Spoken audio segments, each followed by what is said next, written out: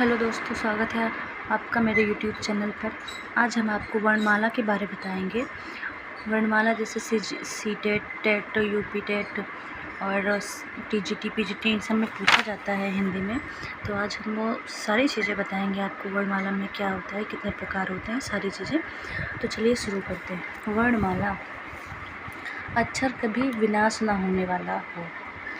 जैसे अक्षर किसे कहते हैं? जो कभी विनाश न होने वाला हो। ठीक है। वर्ण कितने प्रकार के होते हैं? तो वर्ण के प्रकार 3 होते हैं, जैसे स्वर, व्यंजन और आयोगवाह। ठीक है।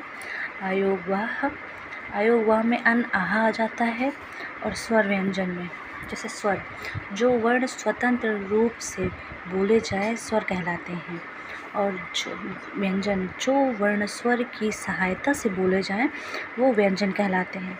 जो स्वतंत्र रूप से बोल सकते हैं वो है स्वर, और जो स्वर की सहायता से बोले जाते हैं वो होते हैं व्यंजन। ठीक है। स्वर के प्रकार, स्वर के 2 प्रकार होते हैं। पहले तो हम ये देख लेते हैं स्वर क्या क्या है। आ, छोटा, बड़ा, छोटी, बड़ी, छोटाऊ, बड़ाऊ, री, ए, ओ, आओ। ठीक है। अब लिखने के आधार पर स्वर 11 होते हैं, और बोलने के आधार पर स्वर 10 होते हैं। स्वर के 2 प्रकार होते हैं, जैसे कि हार्श स्वर और दीर्घ स्वर। हार्श स्वर में जैसे छोटा आ, छोटी ई, छोटा ऊ और री आता है, और दीर्घ स्वर में बड़ा आ, बड़ी ई, बड़ा ऊ, ए, ऐ, ओ, आओ आता है। तो इसे बड़ा आ, बड़ी ई, बड़ी ऊ है वो मूल दीर्घ स्वर हैं, और जो ए, ऐ, ओ, आओ है वो संयुक्त स्वर है। ठीक है। संयुक्त स्वर जैसे ए बना है ई और आ और ई से मिलके बना है, मतलब इन दोनों का संयुक्त जब हुआ है तब बना है ए। और ऐसे ही ऐ है, जैसे छोटा आ और ए मिल के बना है ऐ। ओ बना है, छोटा आ और छोटा ऊ मिल के ओ बना है, और औ बना है छोटा आ प्लस ओ से। इन दोनों का जैसे छोटा ई का संयुक्त हुआ है, इनको जब जोड़ा गया है, ऐसे इनको जोड़ा गया है, ऐसे जोड़ के ये संयुक्त स्वर बनेंगे। ठीक है। तो समझ आ गया होगा कि मूल दीर्घ स्वर है और ये संयुक्त स्वर हैं। चलिए आगे बढ़ते हैं। जीव के भाग के आधार पर स्वर का वर्गीकरण। जीव के भाग के आधार पर स्वर का वर्गीकरण 3 भाग में किया गया है। पहला अग्र स्वर, दूसरा मध्य स्वर और तीसरा पश्च स्वर। अग्र स्वर में छोटी ई, बड़ी ई, ए, आए, और मध्य स्वर में अ आया है, और पश्च स्वर में बड़ा आ, छोटा ऊ, बड़ा ऊ, ओ और औ आया है। ठीक है। अब मुंह खुलने के आधार पर अगर स्वर का वर्गीकरण देखें तो ये 4 भागों में है।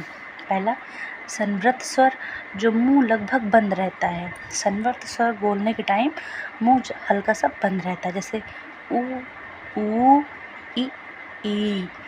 और अर्ध संवृत स्वर में इसमें लगभग मुंह खुला रहता है, जैसे ओ, ए। आप अगर बोल के देखेंगे तो आपको समझ आएगा, ट्राई करिए आप भी। विव्रत स्वर, इसमें पूरा मुंह खुलता है, जैसे आ, ठीक है, समझ आ रहा होगा। और अर्ध विव्रत स्वर में मुंह आधा खुलता है, जैसे अ, ए, औ। ठीक है। तो आपको समझ आ रहा होगा। जैसे ओष्ठ आकृति के आधार पर स्वर के प्रकार, ये 5 प्रकार होते हैं। ये सारी चीज़ें आपको सी टेट, यूपी टेट इन सब में बहुत पूछा जाएगा, तो आप इसको देख लीजिए। तो ओष्ठ की आकृति के आधार पर इसको 5 स्वरों के स्वर में बांटा गया। ठीक है। जैसे कि एक होता है व्रतमुखी स्वर, तो ये हुआ उ, ऊ, ओ, आओ। ठीक है। और आवृतमुखी स्वर, इसमें अ, आ, ई, ए, आए। ठीक है। तो ये ओष्ठ आकृति के आधार पर हो गए हैं। ठीक है। अभी और आगे से रा और री के रूप जो होते हैं, तो रा व्यंजन हो गया है और री स्वर। ठीक है। तो ये व्यंजन स्वर के जैसे री का यूज जैसे कृपा, कृतज्ञ, ग्रहणा में करते हैं, और रा का मात्रा, वर्णा, क्रम, ट्रक, श्रम आदि में किया जाता है। ठीक है। ये सब इम्पॉर्टेंट चीज़ें हैं, आप लोग इसको ध्यान से देख लीजिए। और ये है आगत स्वर, जैसे ऐसे आंचल लिखते हैं, है ना। जब आंचल लिखते हैं तो आंचल पे चांद लगता है ना, जैसे चांद लिखते हैं तो उसमें भी ता लगता है। जैसे कई सारे शब्द हैं जैसे इसमें हम ऐसे आ लगाते हैं, चांदनी लिखेंगे तो ऊपर चांद लगाएंगे, तो ऐसे ही आपको समझ आ गया होगा। ठीक है। और सॉरी यहाँ पे 2 है, ये 2 है, बाय मिस्टेक हो गया था। तो ये 2 प्रकार के ही होते हैं, व्रतमुखी स्वर और आवृतमुखी स्वर। व्रतमुखी स्वर में आ उ ओ आओ, और आवृतमुखी स्वर में अ आ इ ई ए आए। ठीक है। एक बार आप इसको फिर से देख लीजिए। वर्णमाला के 3 प्रकार, स्वर व्यंजन आयोगवाह। ठीक है। स्वर के प्रकार होते हैं 2, हार्श और दीर्घ स्वर। ठीक है। दीर्घ स्वर भी 2 प्रकार के होते हैं, जैसे मूल दीर्घ स्वर और संयुक्त स्वर। जीभ के आधार पर अगर देखें तो 3 प्रकार के होते हैं स्वर, मुँह खुलने के आधार पर 4 प्रकार के होते हैं, और ओष्ठ आकृति के आधार पर 2 प्रकार के होते हैं। ये हो गया आपका इम्पोर्टेंट चीज़। र और री के रूप, जैसे कई जगह रा लगता है, जैसे वरना में रा लगा, मात्रा में रा लगा, और री में जैसे री वाला लगता है। कृपा, कृतज्ञ, गणना, आगत स्वर होता है आ। ये आप ध्यान से देख लीजिए, आप इसको नोट कर सकते हैं।